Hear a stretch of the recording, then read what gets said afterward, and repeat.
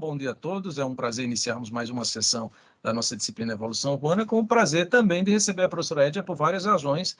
Eu encaminhei o rápido currículo da professora, mas eu queria só reforçar que boa parte daquilo que eu alcancei em relação à sintaxe tem culpa de Edja. Foi Edja quem me apresentou a sintaxe ainda em 98, 99, a primeira vez que eu fui bolsista de iniciação científica da professora, e também quem me apresentou o professor Bill Healy no Congresso de Sintaxe em Atlanta em 2001, se eu não me engano, Ed.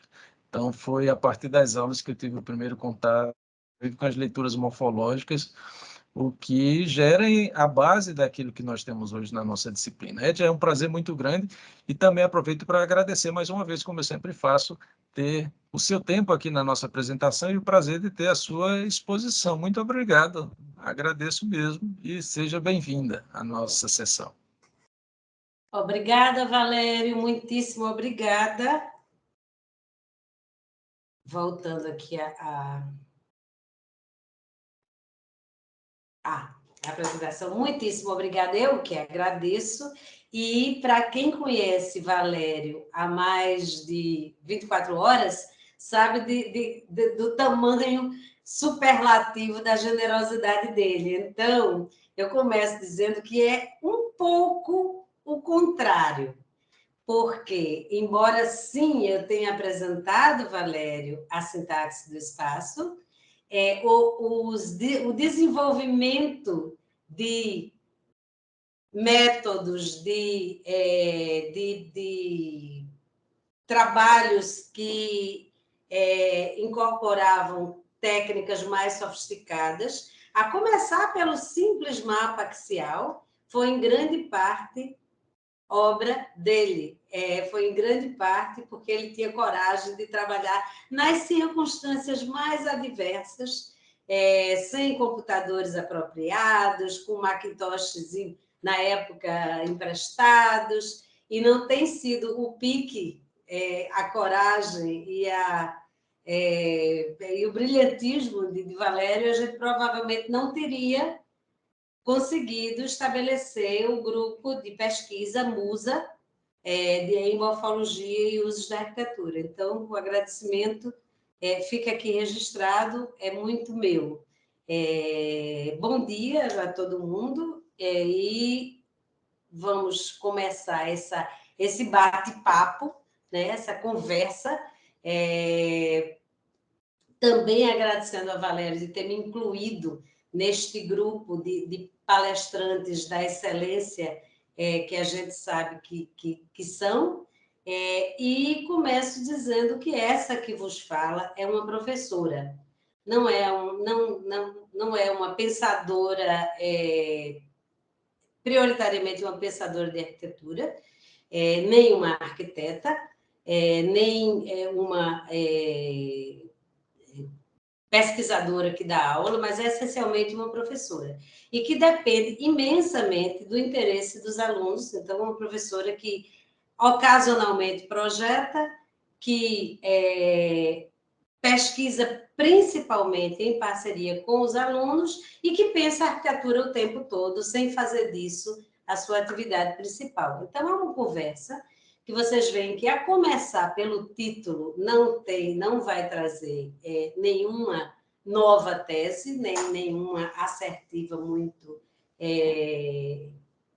bem definida, mas a gente vai falar sobre usos da forma, sobre usos da forma construída, sobre modos de convívio ou de não convívio entre espaços públicos e edifícios, ou em espaços públicos e edifícios, e alguns pontos de diálogo com os mestres palestrantes que aqui passaram, porque, como eu estava dizendo ao professor Frederico de Holanda, algumas dessas palestras, sobretudo a dele, me deixaram me deixam sempre, são muitas vezes que eu o escuto, me deixam muito angustiada com os rumos que nós humanos estamos tomando nesse planeta.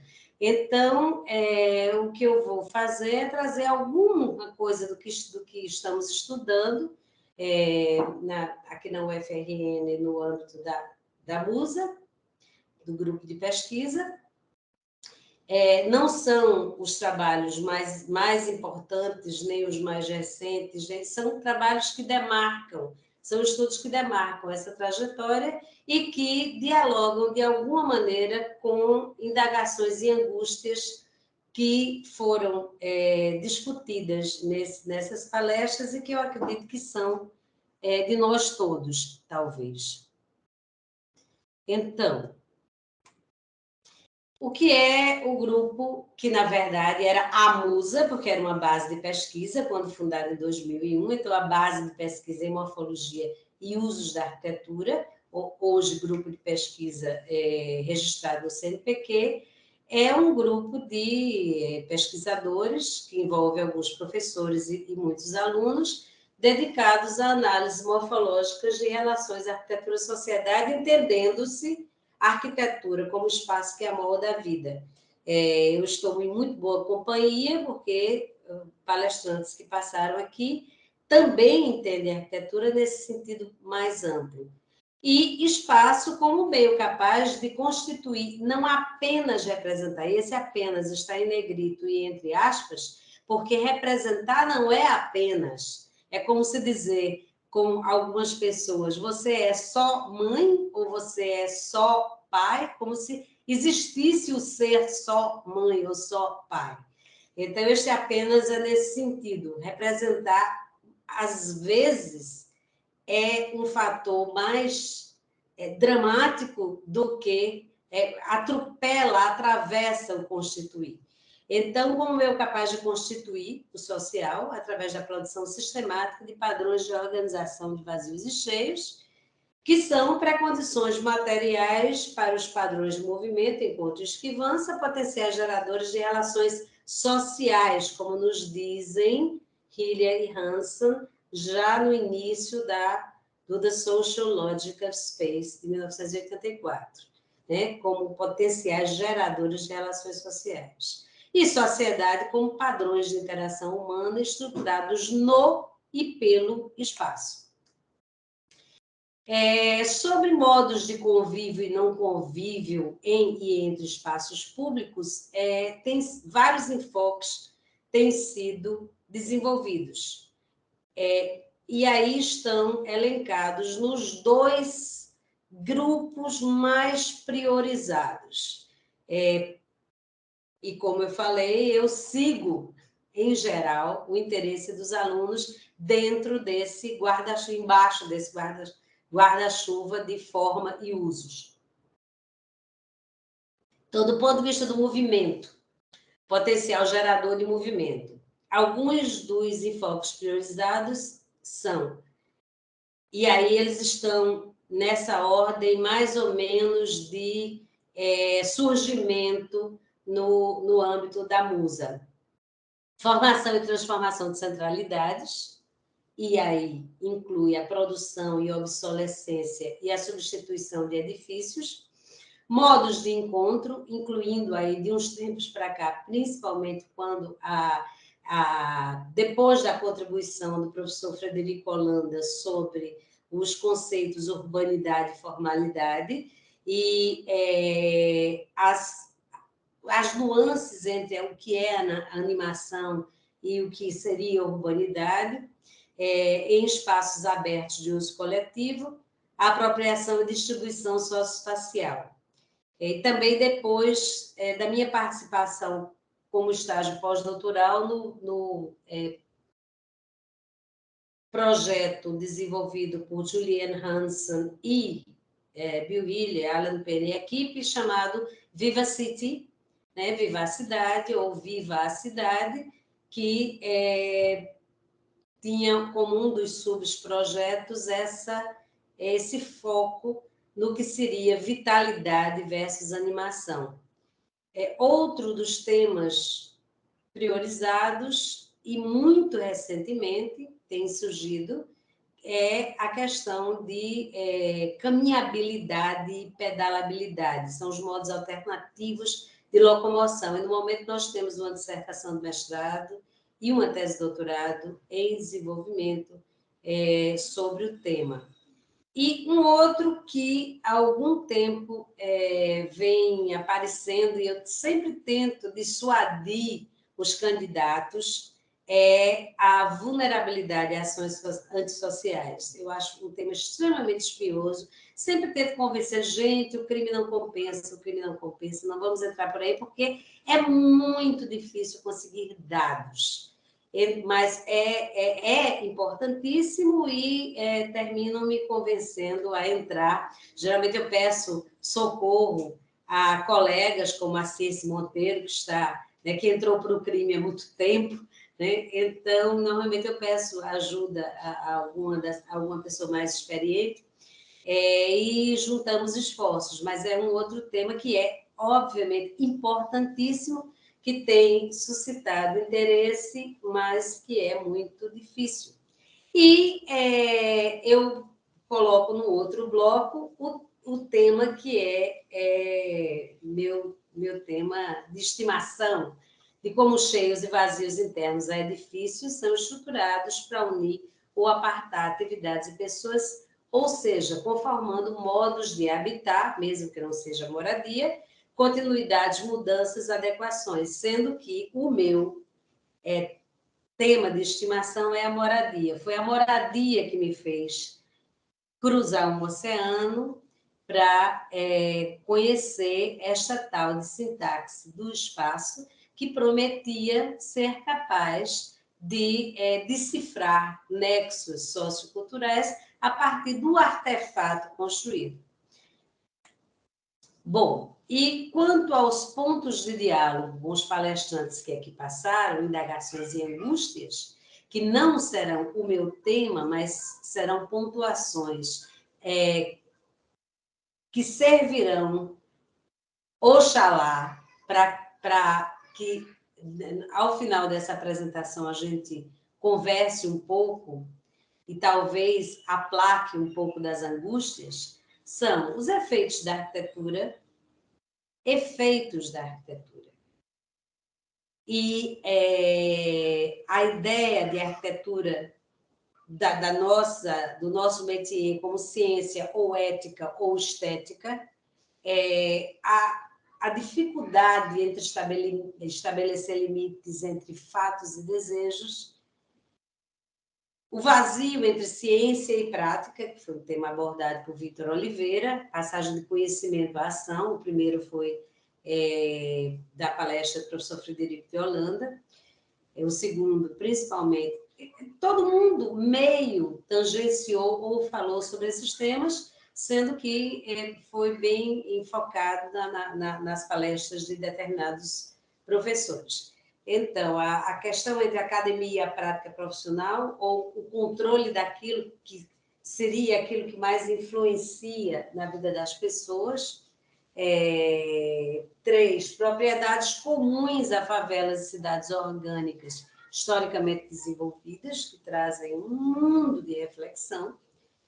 A questão da primazia do condutor na era do automóvel, a conquista da velocidade, a linha de desejo, a ideia de um carro sem condutor e, por fim, a percepção pessoal intransferível versus expectativas sociais de caráter genérico e universal, são temas com os quais lidamos permanentemente como pesquisadores, professores, arquitetos.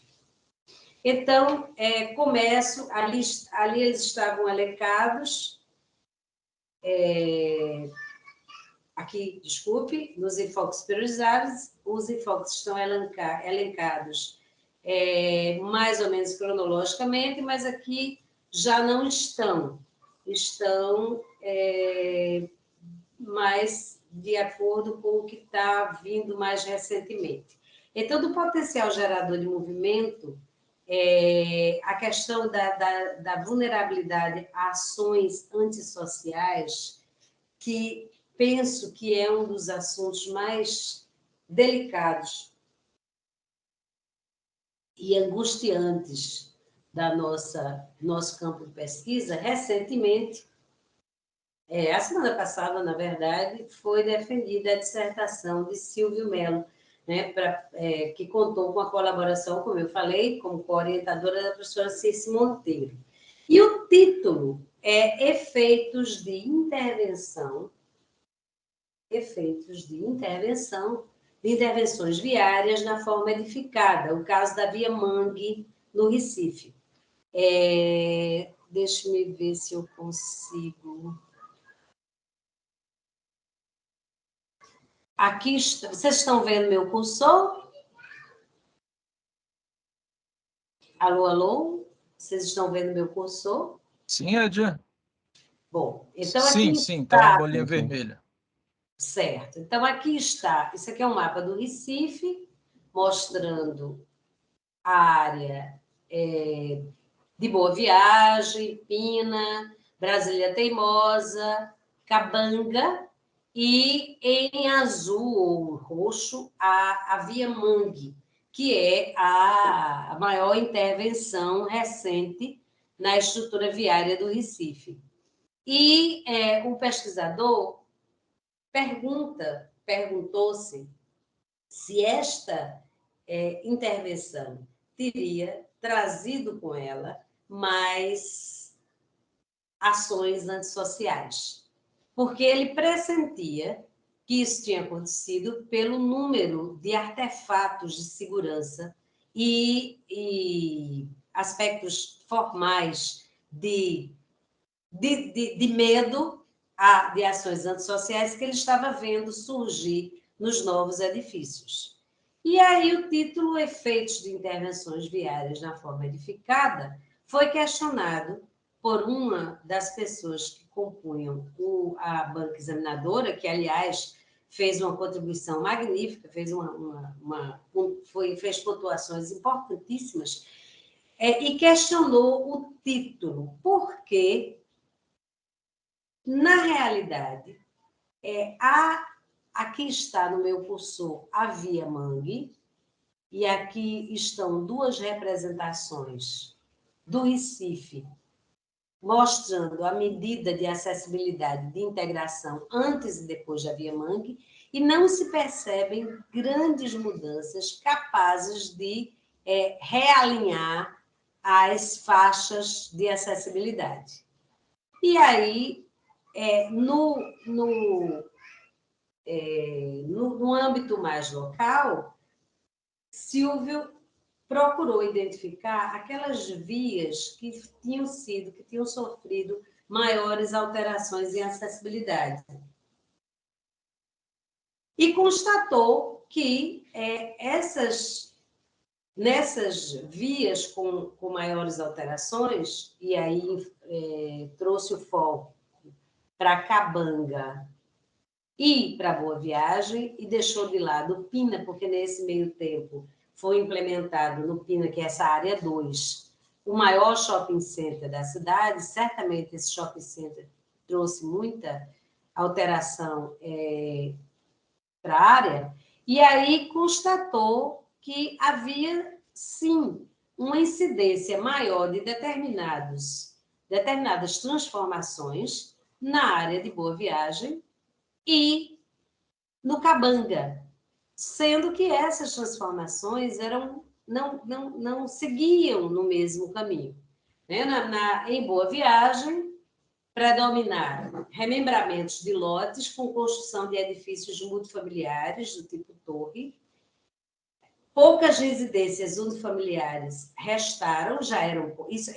nada disso aconteceu depois da Via Mangue. O que ele percebe é uma intensificação desses processos que já vem acontecendo em Boa Viagem há muitos anos, nas vias mais afetadas e mais próximas da Via Mangue, comparativamente àquelas que não o são. Então, poucas residências unifamiliares rodeadas quase todas por imóveis sem uso ou por lotes vazios, maior opacidade nos edifícios, nas proximidades da Via Mangue, edifícios mais novos tendendo a ser mais fechados, e combinações de múltiplos equipamentos de segurança. No Cabanga, que, coitado, ficou embaixo de mais uma alça, O Cabanga já tinha sofrido a intervenção de um viaduto lá pelos anos 80 e já tinha sido profundamente desvalorizado como área residencial de classe média em moradias unifamiliares desde então. Mas as áreas mais afastadas do viaduto permaneceram com muitas moradias unifamiliares, como ainda permanecem.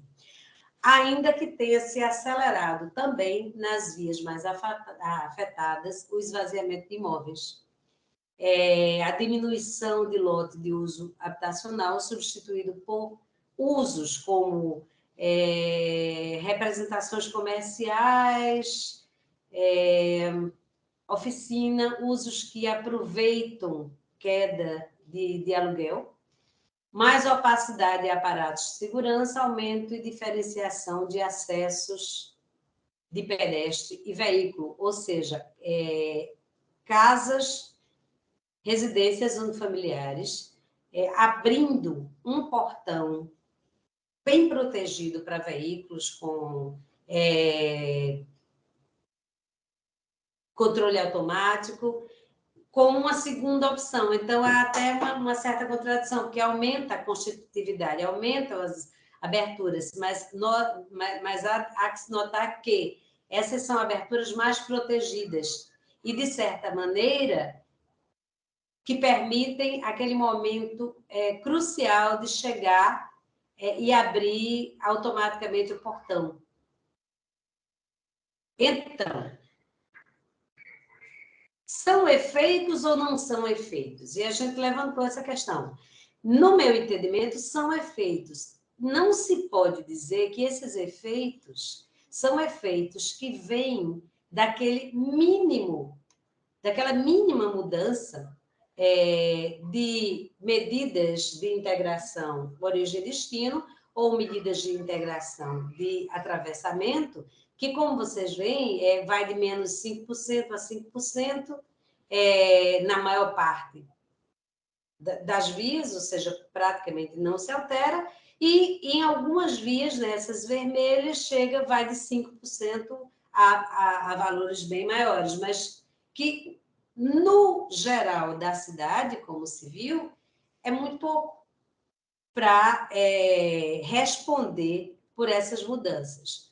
Então, há possibilidade, é possível que você diga, não, mas o que está acontecendo, elas estão acelerando porque há uma aceleração do medo no geral. Sim, mas estão acelerando mais naquelas vias mais afetadas pela inclusão da Via Mangue. É como se as pessoas tivessem mais desconfiadas, por um lado, com o aumento do movimento. E isso fica bem óbvio na Cabanga. Enquanto que em Boa Viagem, talvez seja parte da voracidade do capital imobiliário que vende segurança. Mas são efeitos. São efeitos dentro do pouquíssimo que nós podemos fazer, que é constatá-los e demonstrá-los. Ainda no âmbito do potencial gerador de movimento, dentro da ideia de animação de urbanidade, como modos de encontro desejáveis de apropriação e distribuição socioespacial, há um conjunto bem extenso de trabalhos sendo desenvolvidos, e a gente vai falar aqui sobre a tese de doutorado de Fabrício, que está presente aqui na nossa reunião e que gentilmente nos cedeu alguns slides, sobre formas, usos e leis, decifrando relações de urbanidades, forma urbana e nexos com os códigos urbanísticos de Natal. E ele investiga formas resultantes de processos históricos geográficos de Natal, em especial a atuação dos parâmetros de uso, ocupação e parcelamento do solo definidos nos planos diretores. e como eles se estruturam, gerando condições diversas de urbanidade. Urbanidade, repetindo, como aquelas características de encontro, de visibilidade, de copresença, de consciência, que acreditamos, e aí mais uma dificuldade entre fatos e desejos, mas que a maioria de nós acredita que são a essência da cidade, daí a urbanidade, e que a maioria dos urbanistas defendem. Então, Fabrício nos diz que parâmetros de uso, ocupação e parcelamento, que fazem parte das normativas dos planos diretores, afetam a forma espacial e são, em médio prazo, também afetados por elas, porque a forma espacial entra nas normas como categorias especiais.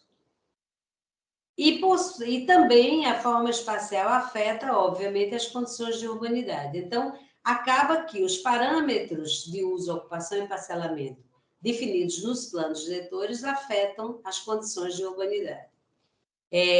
Para isso, Fabrício investigou 12 ou 13 áreas da cidade, buscando estabelecer áreas mais contrastantes em termos da definição de regiões morfológicas, em grande parte derivadas dos ensinamentos de Vítor Oliveira, que é um dos principais referenciais teórico-metodológicos.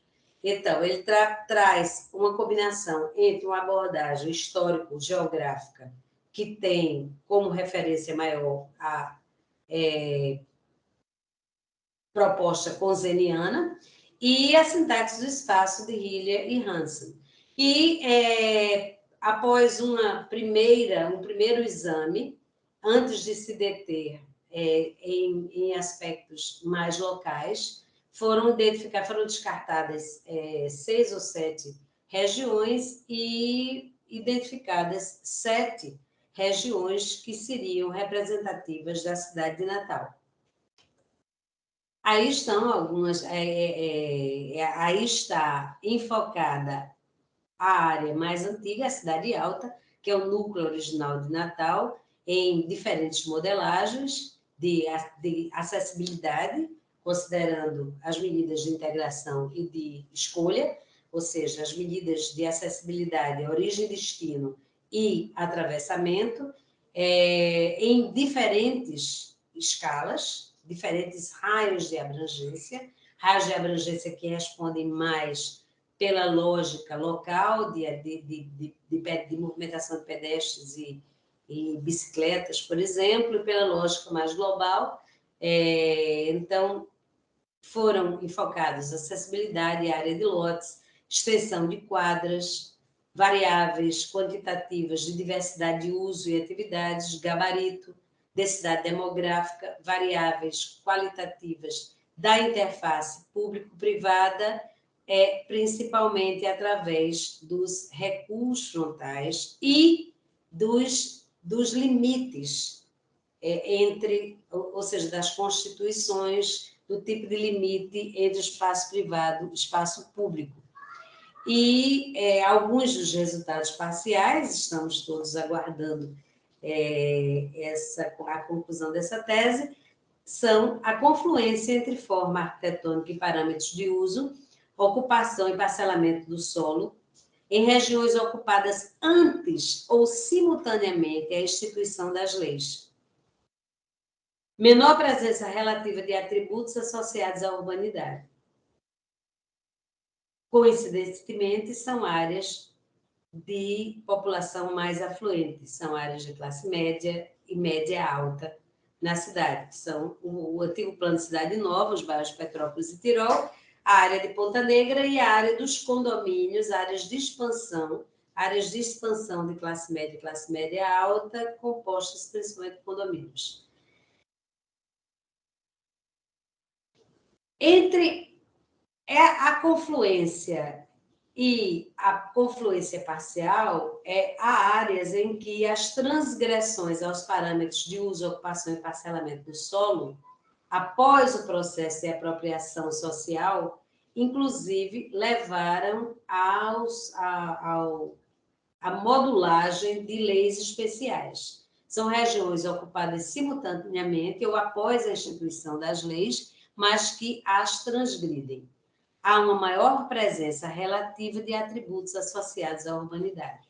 São áreas mais populares, são áreas com predominância de uma arquitetura autoconstruída, como Igapó e Planalto.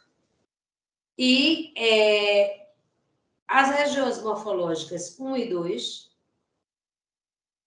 que correspondem ao sítio histórico de Natal, a Cidade Alta, e a primeira comunidade, ou a primeira favela da cidade, a confluência entre forma arquitetônica e parâmetros de uso, ocupação e parcelamento do solo em regiões protegidas por leis urbanísticas por suas características socioespaciais específicas, ou seja, é aquele momento em que a forma afeta a legislação. E é a mais alta presença de atributos associados à urbanidade. E aí isso remete aos achados de Vânia Loureiro, que encontra propriedades comuns a favelas e cidades historicamente desenvolvidas. E isso é uma das angústias que mais me tira noites de sono, que é por quê?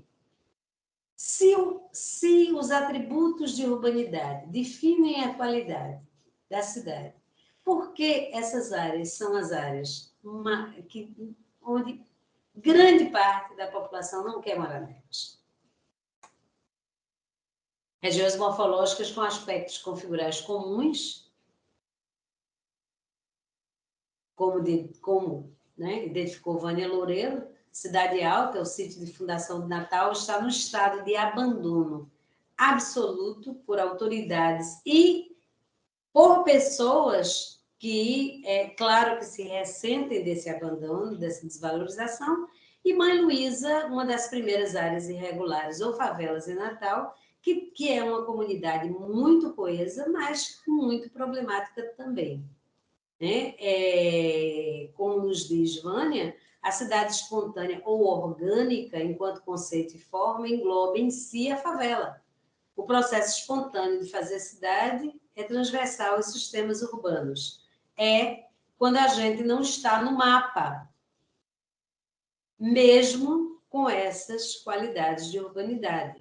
E isso me remeteu ao nossa imensa dificuldade para mapear algumas áreas de Dakar, por ocasião de uma pesquisa para a qual fomos convidados, a Musa foi convidada, que é um estudo comparativo entre Natal e Dakar, frequentemente referidas na literatura, em vários momentos históricos, principalmente na Segunda Guerra e na aviação, nos primeiros anos, nas primeiras décadas da aviação transatlântica, mas nunca estudada comparativamente em termos morfológicos, e que o professor Rubenilson Brazão Teixeira resolveu fazer, chegando a publicar em francês, promete ele que esse livro vai sair em português,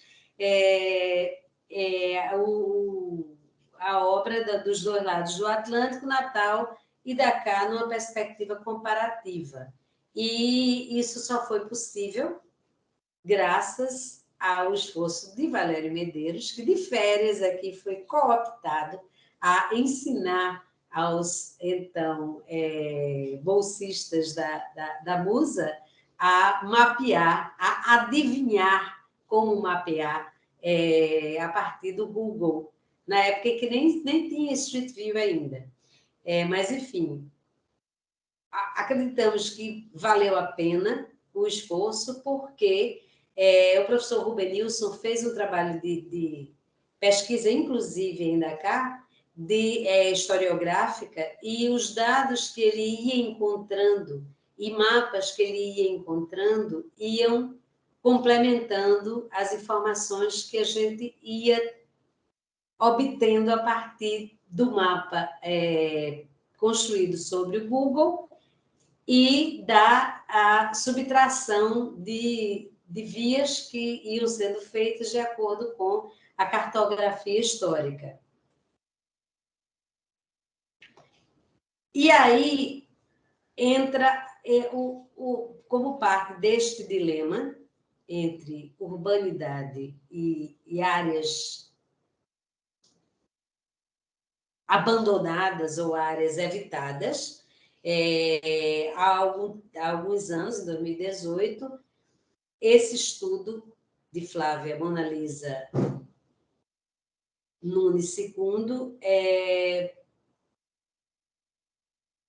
foi um marco nesse sentido. Essa favela foi demolida para ampliação do porto, é uma das primeiras favelas de Natal, assim como Mãe Luísa, e os moradores transferidos para um conjunto habitacional a poucos metros. Eles conseguiram, muito bem organizados, conseguiram o privilégio de não serem afastados da área em que moravam, inclusive porque o ganha-pão da comunidade sempre foi muito relacionado com o porto, com as atividades do porto, atividades pesqueiras.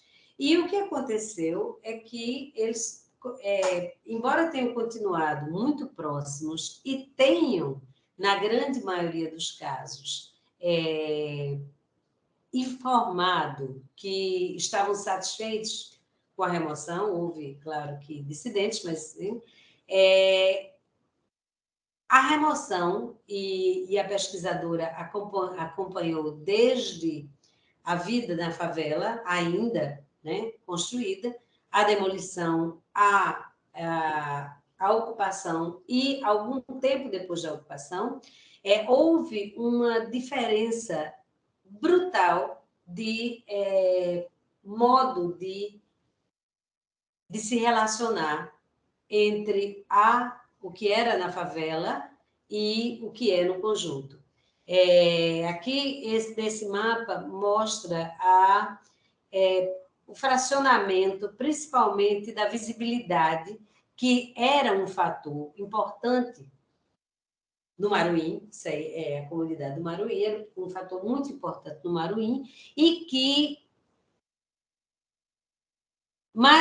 condicionava alguns usos considerados muito importantes para os moradores, como, por exemplo, as mulheres que ficavam em torno desse espaço maior, tratando pescado, enquanto as crianças brincavam sob os olhares, e homens consertavam rede. Então, havia alguns fatos que eram como esse, principalmente o principal locus de interação, não só das tarefas cotidianas, como também das reuniões e dos dias especiais. E isso foi pulverizado no conjunto, de tal maneira que as pessoas questionadas, as pessoas, os respondentes na enquete que foi feita, informaram que tiveram que se mudar, que procurar um local no mercado para fazer grande parte das tarefas e que estão tendo, na época, estavam tendo problemas com a vigilância das crianças que não podiam mais estar ali sob os olhares dos pais. E então, isso aí é só um fator muito óbvio, mas o resultado é que o reassentamento da favela do Maruim obrigou a uma reestruturação das relações sociais e uma reestruturação das rotinas. E aí a gente pergunta, mas não se podia, sim, construir casas sólidas, com qualidade sanitária muito melhor, e ainda assim manter algumas das propriedades indutoras das relações dessas pessoas? Certamente que sim. As pessoas iriam querer, aí é outra história. As pessoas iriam querer um assentamento que, de certa forma, lembrasse a configuração da favela, quando a classe média não faz isso? Por que para nós e não para a classe média? Isso me lembrou, quando eu estava, né, montando essa sequência, me lembrou da tese de Lucy Donegan, hoje professora da Federal da Paraíba, e aí estão dois trechos da publicação do livro, foi publicado pela editora Frederico Rosa Borges de Holanda, e o professor Holanda escreve nessa apresentação que escolhemos ir a certa praia por sua beleza, sua balneabilidade, seu conforto, as comunidades, etc. Atributos das praias em si, características do lugar. Entretanto, Lucy Donegan faz outras perguntas menos óbvias e sugere relações das praias urbanas de Natal com a configuração da cidade e atributos urbanos não perceptíveis a olho nu. E mais, faz relação entre a configuração e a reputação que sofrem essas praias. Ponta Negra, aqui embaixo, como a praia a praia de classe média, de turistas, de encontros entre pessoas daqui e de fora. A Ridinha, como uma praia de locais, de pessoas, de habitantes da Zona Norte, e a Praia do Meio como uma praia difícil, uma praia perigosa, uma praia em que as coisas não dão certo, a área não se valoriza, enfim, e é a praia mais central da cidade, a Praia do Meio, não à toa ela se chama Praia do Meio. Então, para além da óbvia constatação de que uma outrora mítica ideia de arena democrática que se tinha, né, nas beiras de praia brasileira jamais poderia ser ou ter sido, no contexto perverso de desigualdade social em que sempre vivemos, essa obra contribui para a exposição de meios pelos quais a arquitetura pode, e eu não consigo ler porque tem uma coisa na minha frente, enfim, em que a arquitetura pode levar a situações adversas.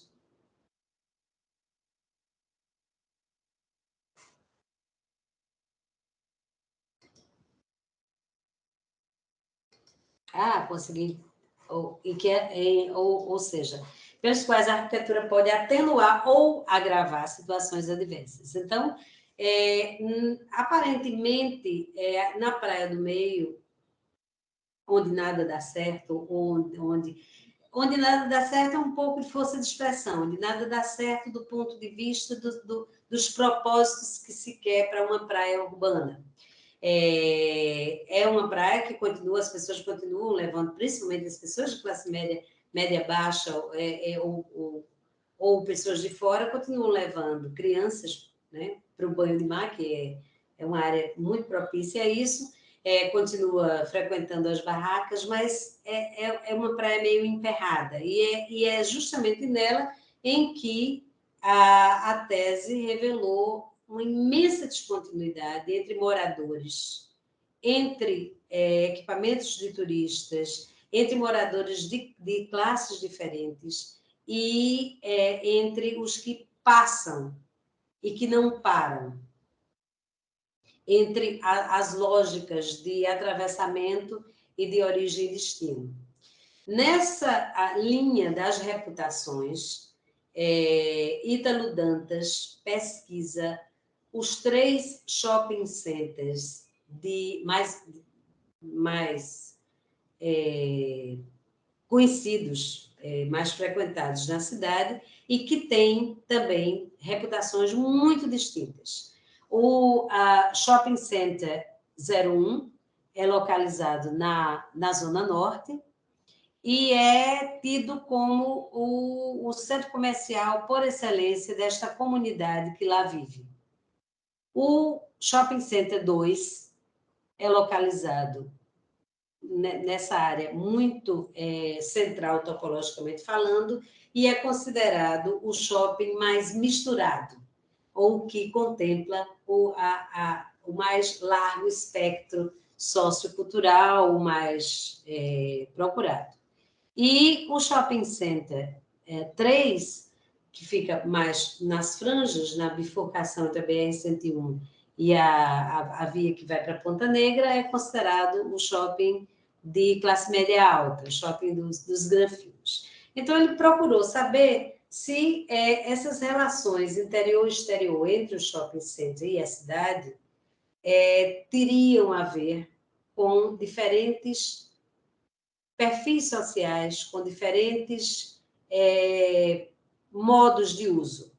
Como se relacionam cidades shopping centers quanto a aspectos funcionais, uso do solo e morfológicos, configuração urbana, interface entre forma construída e entorno, movimento de pedestres e de usos do espaço do entorno e do interior, e se esses aspectos acompanham as reputações. Até aqui,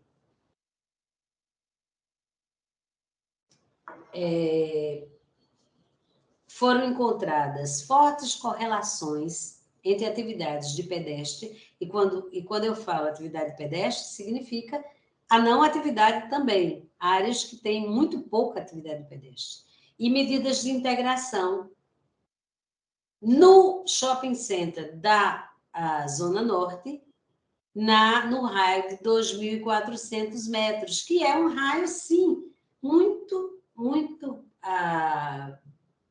confortável para caminhadas locais. Ou seja, aparentemente confirmando a presença de pessoas que seriam locais, embora nas contagens de pedestre que Ítalo esteja fazendo não há identificação, ele não pergunta se as pessoas são locais. Mas o raio de abrangência 2.400 reforça essa hipótese. E no atravessamento, na escolha, na medida de atravessamento global da cidade, o que também não surpreende, porque na frente do shopping passa uma das vias de mais alta acessibilidade da cidade, e uma das vias arteriais da cidade. Encontrou também forte campo de copresença nas duas rotas do entorno e grande variedade de usos do espaço público. Nos três foram encontradas correlações entre atividade pedestre e medida de integração, positivas e negativas. E sendo que para o shopping 2, que fica localizado no centro topológico, no núcleo de integração da cidade, essas correlações são globais, ou seja, também se era de esperar e dada a intensidade das vias do entorno. E no shopping dito dos granfinos, as melhores correlações, positivas ou negativas, estavam num raio de 5.000 metros, tanto para a medida de origem e destino quanto de atravessamento, que é um raio de abrangência que só faz sentido para o automóvel. São resultados preliminares que têm a ver com a possibilidade que se tem de demonstrar como as coisas são, ainda que não se tenha muito o que fazer para mudar o modo como elas são. Como eu falei, recentemente, os modos alternativos de locomoção têm ganhado espaço entre os temas preferidos, e o da pedalabilidade vem suscitando 2 trabalhos, a tese de doutorado de Alexandre Castro, sobre Campina Grande, que é uma das cidades mais precoces em uma legislação específica para ciclistas e que tem um movimento de ciclistas importante. E aí estão dois mapeamentos. À esquerda, você tem o mapeamento da medida de atravessamento a 2.400 metros, que também é uma medida favorável à pedalabilidade. E note que à direita os fluxos de ciclistas correspondem, em grande medida, à hierarquia viária da cidade e, obviamente, influenciada pela topografia também. Então, em verde estão as áreas mais planas, em vermelho as áreas mais acidentadas, que, obviamente, afetam a pedalabilidade. Então, vejo que há uma correspondência visual significativa entre a área com vias mais acessíveis topologicamente, e mais planas topograficamente, e o fluxo mais intenso. Mas aí é que está. Este fluxo, em grande medida, foi contemplado por alguns trechos de estrutura cicloviária. Esse fluxo não é contemplado com continuidade. E aí o que se tem é que justamente as áreas com mais alta acessibilidade são as áreas percorridas por veículos pesados, que são obrigados, ou seja, os ciclistas são obrigados a conviver com veículos pesados e, portanto, se submeter a situações muito perigosas. Um estudo análogo está sendo desenvolvido por Agatha Knox sobre Natal, e aí em Natal, note que a situação é mais grave ainda. Essa é a estrutura cicloviária, absolutamente descontínua, mas também seguindo em grande medida as vias de mais alto fluxo. E isso me remeteu a magnífica palestra da professora Mônica Gondim sobre o desejo da velocidade, o desejo, a linha do desejo, a conquista da velocidade, e eu diria que do encurtamento do tempo. Então, os ciclistas se arriscam muito mais seguindo essas vias de altíssimo trânsito e a estrutura cicloviária não favorece a continuidade. Isso me lembrou, sempre que eu estou trabalhando com Agatha ou com Alexandre, me lembra uma propaganda que existia na Inglaterra, dos 2004, 2005, que era um grupo de pessoas em um trem, e, de repente, o trem parava e o maquinista saía. E as pessoas se perguntavam por que o trem parou. E o maquinista mostrava que acabou o trilho. E aí, como acabou o trilho? Acabou o trilho, e acabou o trilho. Então, e as pessoas ficavam atônitas, obviamente. E aí a propaganda dizia, é assim que o ciclista se sente quando acaba a ciclovia. E aí, pense aí, Natal é exatamente o que um ciclista tem que sofrer a cada, 15, 20 minutos de trajetória. Um dos temas mais queridos e que eu acredito que nós tenhamos sido pioneiros, a questão da obsolescência de edifícios em função da centralidade. Enquanto centralidade ou alta integração se traduz em lucro na maioria das cidades, pelo menos as cidades europeias, infelizmente não é o caso nas cidades brasileiras. A expansão urbana e as centralidades não levam necessariamente à conservação, mas sim à alteração, ao desaparecimento, à substituição de edifícios. que se mudam para as áreas de expansão, as áreas do privilégio, em relação às áreas de exclusão. E aí eu faço uma viagem do meu tempo. Esse é o meu tema. Eu nasci nessa cidade que vocês estão vendo.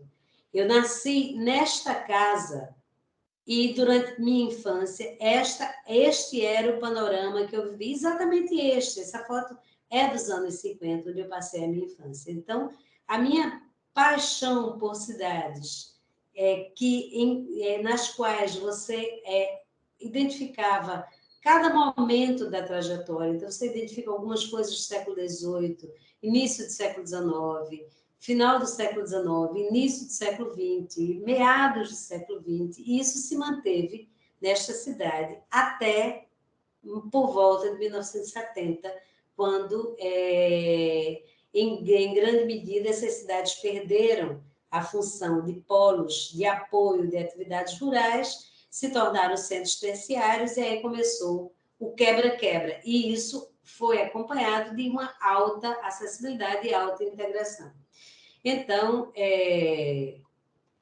essas casas da minha infância, da minha vivência, casas de sítio, etc., e a felicidade de ter visto também surgirem os principais edifícios, como o América Futebol Clube, de Delfim Amorim, Moacir Gomes, a belíssima faculdade de odontologia que leva com uma rampa as pessoas da calçada para o seu interior, o Clube ABC, que se atribui a um arquiteto prático que nunca assumiu essa autoria, não sei até hoje quem é.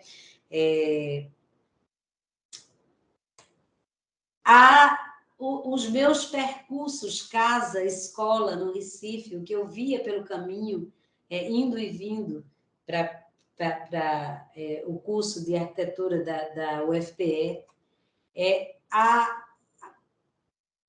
Natal, a Cidade Alta, os arredores da Cidade Alta Ribeira, os primeiros bairros. Então, isso tudo foi desaparecendo vertiginosamente, como em tantas cidades brasileiras, e a curiosidade de verificar se isso tinha a ver com as transformações configuracionais inspiraram os nossos primeiros estudos, viabilizados, claro, pela capacidade técnica de Valério Medeiros. Isso aí é de das nossas primeiras publicações. E nós verificamos, sim, que o surgimento de novos edifícios correspondiam às vias de maior acessibilidade em todos os momentos, século XIX, anos 20, anos 40, e que, no momento em que essas áreas começam a se tornar periferia do núcleo integrador, o novo núcleo integrador, ou parte do novo núcleo integrador, essa arquitetura desaparece. E aí, isso também parece responder pelos horrores da região das praias centrais, onde obras do valor do Hotel Internacional dos Rei Magos, que era o cartão postal de Natal nos anos 60, se transformam nisso aí, por onde se anda, tem um anúncio nas áreas em que são liberadas as torres, ou seja, em que o capital pode maximizar os lucros, e elas estão praticamente 100% ocupadas hoje, se sucedem as construções. Fora dela a completa obsolescência, decadência, ruína dos imóveis. E esses estudos, esses nossos estudos de Valério e equipe, inspiraram vários estudos Nordeste afora, e aqui eu estou só citando ou da excelente professora de vocês, Ana Paula Gurgel, no Crato, mas foram muitos, graças, e essa dinâmica se reproduz. Eu gostaria muito que houvesse mais estudos sobre cidades não brasileiras. Eu sei que isso não acontece com as cidades europeias, eu queria muito saber se acontece, em que outras cidades isso acontece. Né? E aí, do estudo da relação entre acessibilidade e surgimento, substituição de imóveis, Ana Paula partiu para entender a formação de centralidades em escala metropolitana de cidades interioranas e nos brindou com este belíssimo estudo sobre Crajubá, que depois eu acredito ter sido a semente da tese de doutorado dela sobre áreas metropolitanas interioranas. E aí vê-se também na confluência do surgimento de novos núcleos de acessibilidade o surgimento de prédios que respondem por uma estrutura metropolitana. Mas, usando... Como é que está meu tempo, Valério? Eu acho que estou esgotando meu tempo. Não, está tudo certo, Ed. Gente, 11h43 agora, dá tempo. Meu tempo vai até quando? Olha, você pode ir até meio-dia, depois a gente tem algumas perguntas, mas se precisar ultrapassar, não tem problema. Bom, então, como eu disse, eu não tenho conclusões, eu tenho angústias, inquietações. Acessibilidade é para ser bom, e a gente vê os efeitos, né, que tem nos trazido. Urbanidade é para ser bom, e a gente vê que áreas como áreas antigas e áreas de autoconstruídas que têm características favoráveis à urbanidade são evitadas. Ou seja, a minha velha discussão com o professor Frederico de Holanda. Como afirmar na nossa disciplina a verdade, quando essa verdade é atravessada pelo bom e pelo belo, pelos julgamentos pessoais, pelos preconceitos, pelos valores de representação, o tempo todo. Então, essa é a minha angústia maior. Mas, voltando, e aí eu vou ficar de olho no tempo, e aí paro mesmo onde eu estiver, voltando ao meu tema original, ao meu tema sobre modos de habitar, e onde eu tive também a maior experiência de prática profissional, no qual essas questões pareceram sempre muito dramáticas, essas questões entre o que deveria ser o bom e o que é, de fato, visto como bom. Então, essa ilustração é da minha tese de doutorado, eu cruzei um oceano para investigar relações entre possíveis relações de influência entre casas britânicas na arquitetura doméstica do Recife, que eu vinha estudando há muito tempo, então mudança e continuidade no design, no projeto de casas do século XIX e do século XX, o estudo comparativo entre casas britânicas e recifenses. E encontrei muito pouco, né, que se pode comparar entre casas britânicas e casas recifenses. Portanto, ambas mudaram, mas não mudaram no mesmo sentido, mas isso me trouxe muitas revelações sobre os dois mundos.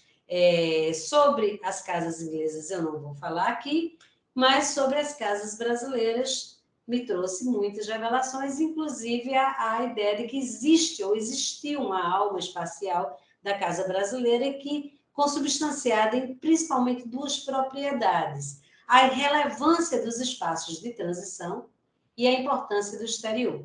Isso aqui é uma casa considerada icônica, uma casa do século XVIII ou talvez XVII, é a controvérsia.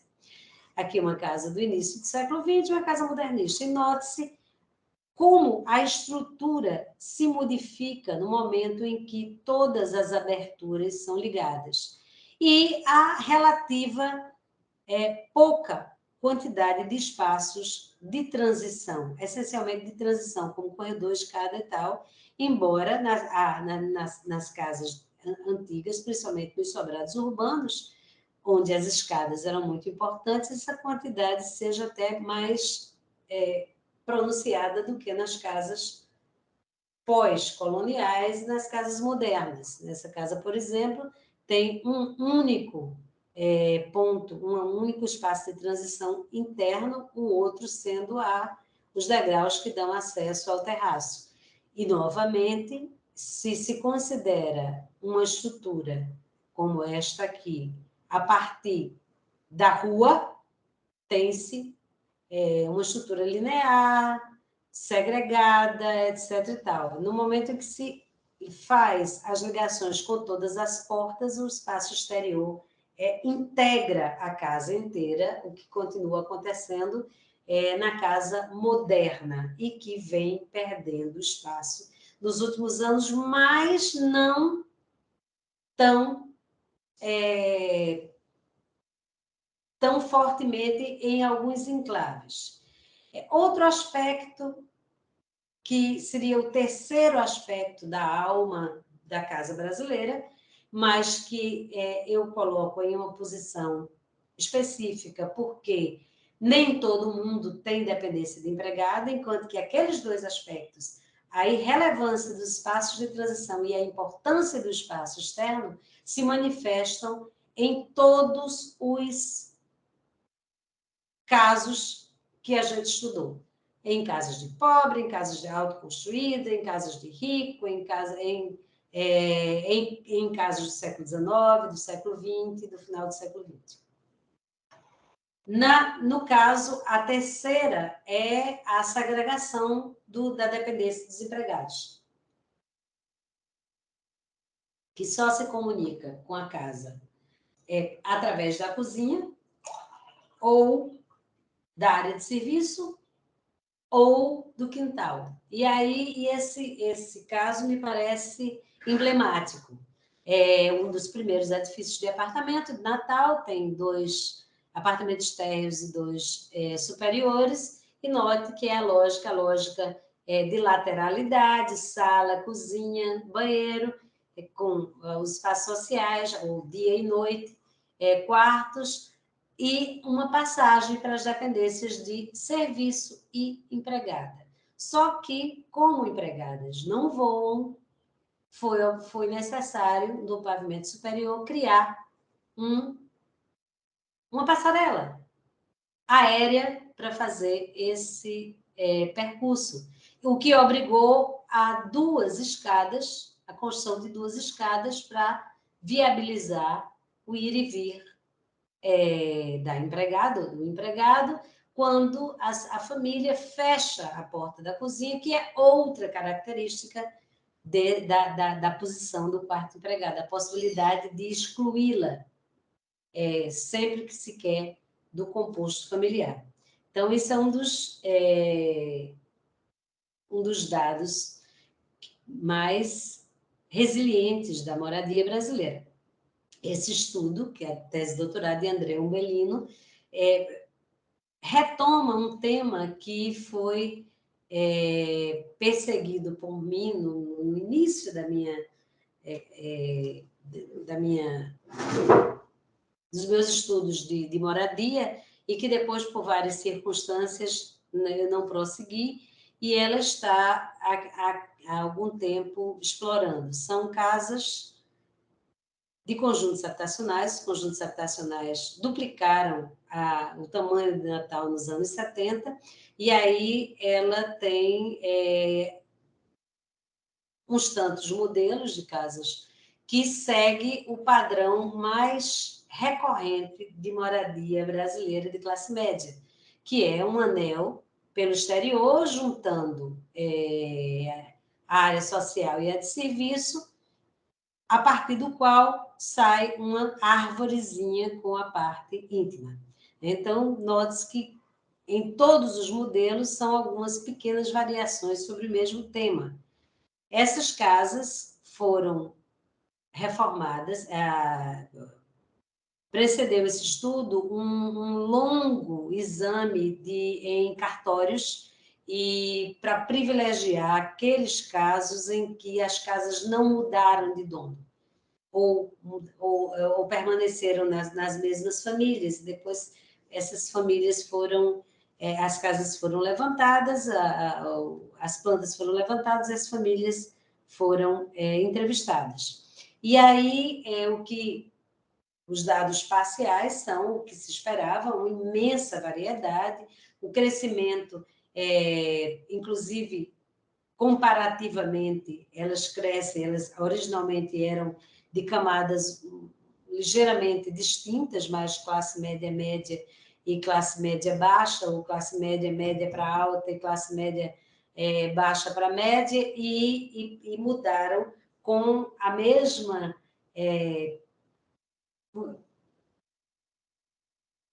dinâmica nos dois conjuntos, ou seja, cresceram sensivelmente e assumiram muitos e muitos diversos formatos e hierarquias. Como se pode ver aqui, isso é uma expressão de acessibilidade das casas inicialmente, então há uma imensa homogeneidade nos vários tipos, e como elas estão hoje, com o surgimento de múltiplos, por exemplo, está JET, aí significa o conjunto jantar, estar e terraço, que se repete, né, porque criam-se outros terraços ou outras salas. Então, o conjunto que seria em vermelho, um conjunto de espaços sociais. CO é cozinha, cozinha geralmente é uma só, raramente mais de uma. Exterior, quarto principal. Note que alguns espaços mudam intensamente de hierarquia, dentre os quais a cozinha e o exterior são os que mais se manifestam. E isso inspirou recentemente um trabalho que a gente submeteu para o Space Syntax sobre as cozinhas contemporâneas em 3 conjuntos distintos de moradias contemporâneas. Essas casas reformadas de conjuntos habitacionais em azul, casas de condomínios fechados em verde e apartamentos lançados neste século XXI em anúncios de jornais. Então, note-se que a cozinha é talvez o espaço que mais varia hierarquicamente de posição, e o que levanta a questão de estaria a cozinha migrando para uma área social? Estaria, enfim, o quarto de empregada deixando de existir e a cozinha deixando de ser o elo entre o que não se quer ver, o que não se deve ver e o que se pode ver? Cozinha é o espaço de permanência que apresenta maior mobilidade na escala de hierarquia de acessibilidade, embora tenda a se aproximar do setor social, na maioria dos casos. Está virando palco? Permanece nos bastidores? E esse anúncio do Correio da Paraíba ilustra esta indagação. É um momento de transição? Ou estamos vendo uma multiplicidade de situações hierárquicas? Note que a cozinha está aqui, entre a área de serviço e o quarto de empregada. Só que, como é muito pequena a área e não se conseguiu acomodar aparentemente de outra maneira, o banheiro virou um espaço de transição. Eu acho que é o único exemplo que eu vi na vida de um banheiro como espaço de transição. Para que se mantenha a sacrossanta rota entre o espaço social e o espaço de serviço pela cozinha, com uma porta capaz de isolá-la, se foi obrigado a transformar o banheiro em um espaço de transição. E aí, isso permite que esse quarto seja incorporado ao setor íntimo e vire uma suíte, e a área de serviço permanecerá junto com a cozinha.